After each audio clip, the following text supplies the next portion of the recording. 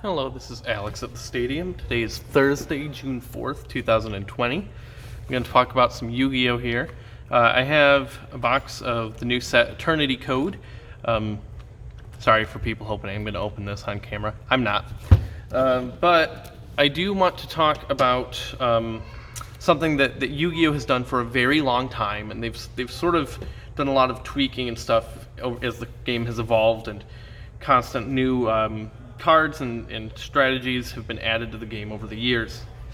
And that's that with new sets, especially full booster boxes like this with the 9 cards per pack and all of that, they have this mixture of new cards and reprints.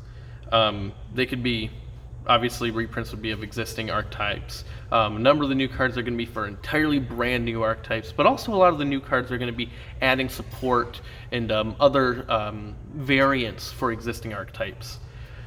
So with Eternity Code, some of the there's like 18 or something different archetypes that are represented throughout the box.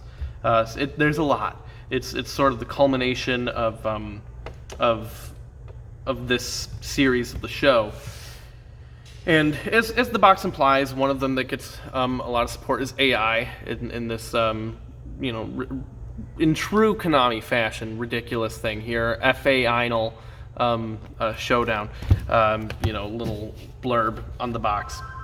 And but some of the other stuff that gets some notable support is like Thunder Dragons, Dragon Maid, Madolche, Goki. There's Invoked. There's all sorts of things that are getting additional support and cards from the set.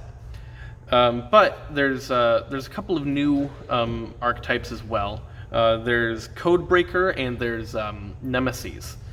Those do some interesting things to kind of interact with each other as well as with your opponent. And but obviously a lot of the box is stuff for existing archetypes, and that's what Yu-Gi-Oh! And Konami have done for a long time now. But at some point, there's you can have too much of one or too much of the other. If a new box like this is just all reprints or support for existing strategies, then things can get stale.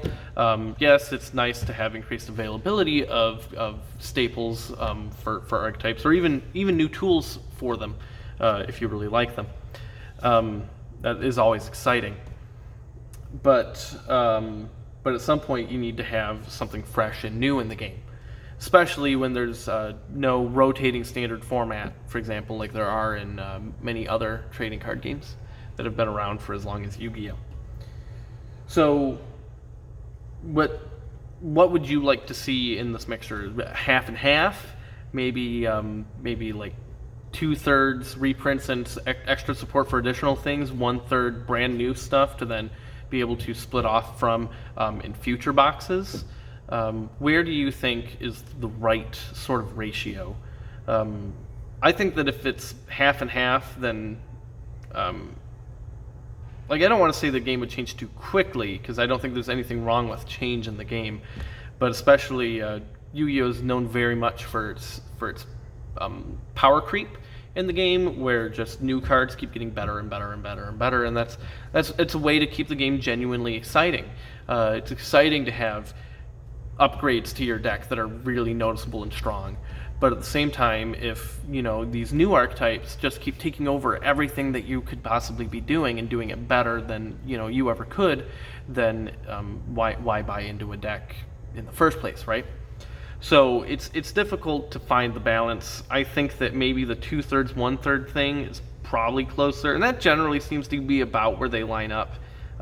It depends, on the set. They kind of tweak it here and there, and then obviously there's sets that are more focused on reprints and having like you could almost argue cosmetic upgrades to a lot of cards, things like that, as well as still introducing some new cards for things.